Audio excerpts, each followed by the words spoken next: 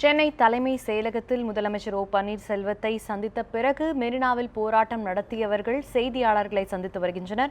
அதன் நேரலையை தற்போது காணலாம். கடைசி நாள் அது என்ன நடந்ததுன்னு யாருக்குமே தெரியாது. ஏன்னா பார்த்தீங்கன்னா நாங்கள் சரி சண்டே ஜல்லிக்கட்டு நடக்க போகுதுன்னு சொல்லி மதுரைக்கும் சில பேர் கிளம்பியிருந்தோம். மதுரையில் போய் அலங்காநல்லூரில் பார்க்கலாம்னு சொல்லி அங்கேயும் கிளம்பியிருந்தோம். சில பேர் பார்த்தீங்கன்னா இங்கே இருந்தோம். அந்த டிஜிட்டல் ஸ்க்ரீன்லாம் வச்சுருந்தோம். எல்லாருமே எடுத்தாச்சு. ஏன்னா அந்த டிஜிட்டல் ஸ்க்ரீன்லலாம் முதல்ல அந்த டிஜிட்டல் ஸ்க்ரீனை ஏன் எடுத்துகிட்டு வந்திருந்தோன்னா, ஒரு சின்ன மைக் வச்சு சின்ன இதில் யாராலையும் பேச முடியல.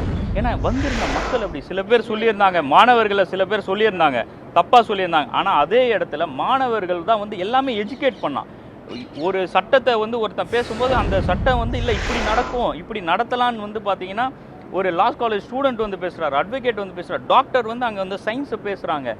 சில டாக்டரேட் படித்த தமிழறிஞர்கள் தமிழோட பாரம்பரியத்தை பேசுனாங்க, ஜல்லிக்கட்டோட பாரம்பரியத்தை பேசுனாங்க. ஒவ்வொருத்தரும் அவனுக்கு உள்ளே இருக்க எல்லாருமே சொன்னாங்க, இவங்கெல்லாம் என்ன பண்ண போகிறாங்க, நியூ இயருக்கு தான் பீச்சில் கொண்டாடுவாங்க, இல்லை பப்பு பார்ட்டி எல்லாமே சுற்றுவாங்கன்னு சொன்னாங்க.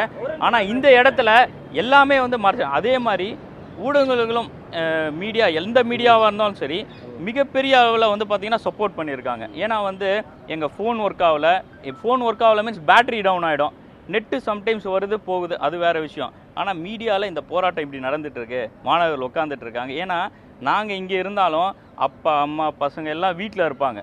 அவங்கெல்லாம் பார்த்தீங்கன்னா இதை பார்த்து நல்லா நடக்குது சொல்லி அவங்களும் சில பேர் நிறைய பேர் வந்திருக்காங்க. ஸோ அதுக்கு முதல்ல மீடியாவுக்கும் நாங்கள் நன்றி சொல்லுவோம்.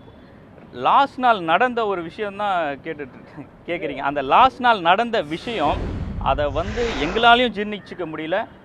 நாங்கள் சில போலீஸ் அவங்கக்கிட்டையும் பேசினோம், அவங்களாலையும் அதை ஜீர்ணிச்சிக்க முடியல. அதே போல் அரசாங்கமும் அதை ஏற்றுக்கொள்ளவும் இல்லை. அதுக்கு ஏன் நடந்ததுன்னா, இப்போது சிஎம் கிட்ட பேசும்போது அவரும் இது ஏன் நடந்தது தான் கேட்டார், எப்படி நடந்தது தான் கேட்டாங்க.